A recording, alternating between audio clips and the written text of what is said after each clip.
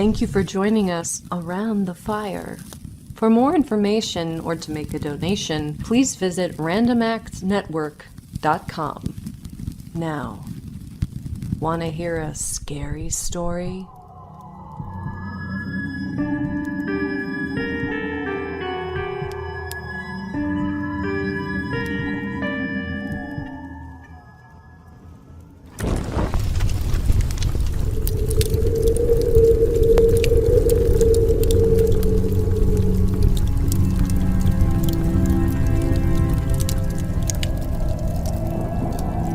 Once upon a time, many moons ago, there was a rich man and his wife who had everything that money could buy. However, there was one thing that eluded them: a child. They prayed every day, begging and pleading with the gods to grant them the gift of a son or daughter to complete their perfect life.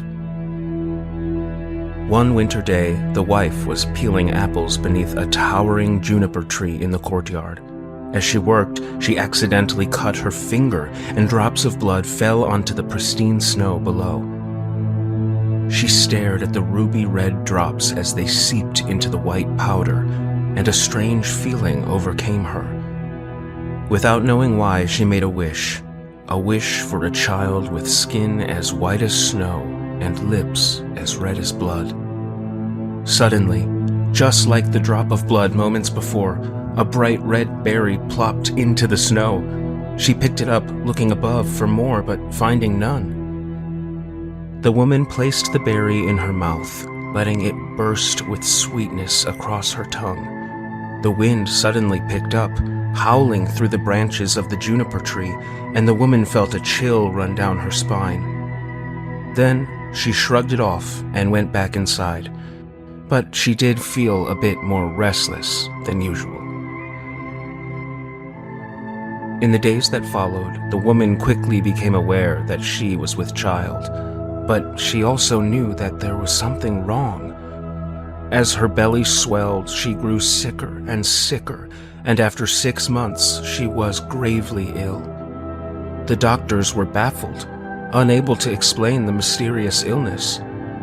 "The baby is going to drain her of life completely," one doctor warned. But they did their best to make her comfortable, and all they could to deliver a healthy baby. One day, the woman took her husband's hand into her own and spoke in a voice that almost wasn't there. "The juniper tree gave us this child," she said. "Promise that you'll bury me beneath her." The husband, racked with grief, agreed to his wife's request. Weeks later, a beautiful baby boy was born. He had skin as white as snow and lips as red as blood, exactly as the new mother had wished. Cradling the child in her arms, she died of happiness, content knowing that her wish had finally been granted.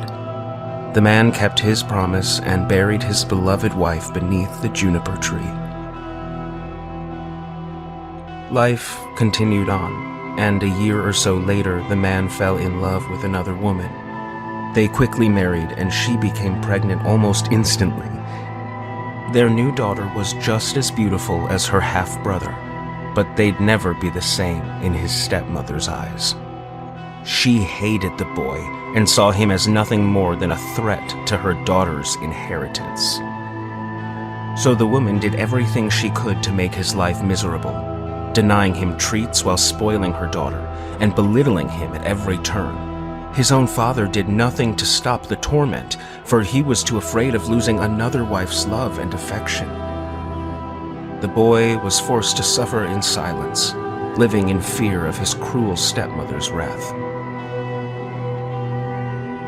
One day, the stepmother devised a wicked plan to rid herself of the boy once and for all.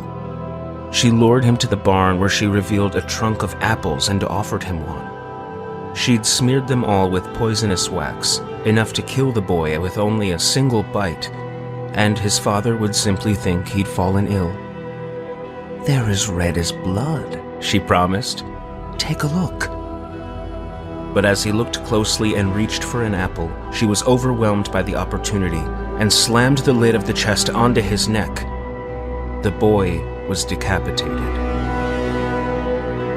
The woman began to panic, with no idea how she'd explain this to the boy's father, and upon hearing her own daughter calling out for her, she quickly devised a plan. She set the boy's body in a chair, balancing his head perfectly and wrapping a tie around his neck.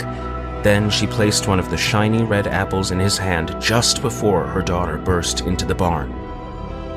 The girl couldn't stand the sight of her brother having something that she didn't, and she pulled the apple from his hand and raised it to her mouth before her mother could stop her. She screamed at her beautiful daughter, but it was too late. The girl had taken a bite, and startled by her mother's sudden outburst, she jolted the boy's body. She screamed, looking at her own mother in horror, and sprinted from the barn. But after only a few steps, she collapsed, already succumbing to the effects of the poison. Her mother caught up to her and held her as she died, begging for forgiveness. The woman was beside herself with fear and guilt, and she knew she had to cover up her crimes before the father returned. She set to work dismembering the boy, cooking him into a blood stew. Unable to do the same to her daughter, she gently wrapped the girl in a tapestry and placed her body on top of the trunk. When her husband returned home, she greeted him with a nice, warm meal. The children had gone to stay with their great-uncle, she promised, and so the man simply complimented the delicious cooking. But the juniper tree had seen everything. Overnight, the man became terribly ill, and by morning, he passed away. The woman knew it was her terrible secret that had killed him too, so she placed his body in a wagon and wheeled him to the juniper tree, where she buried him next to his first wife. Once he was covered completely by soil, the woman turned back to collect her daughter's body from the barn. But she couldn't believe her eyes. Her beautiful daughter was walking towards her. The poison had not been as strong as she intended, and the poor young girl had survived after all. As the mother took off running towards her, a flurry of birds burst forth from the juniper tree, screeching and flapping their wings. The sky darkened, blocked by their feathers, and the entire tree shook from their exodus. One bird swooped down toward the woman, dropping a large stone directly onto her head and killing her instantly, and the young girl screamed. The bird landed on the ground next to the woman's body, and the girl saw the shadowy figure of her stepbrother standing behind it. The bird had snow-white feathers and a blood-red beak, and after wiping her tears, she held out her hand in invitation. The shadow disappeared, and the tiny bird hopped onto her finger, then up to her shoulder, where he sat as she walked back to their home.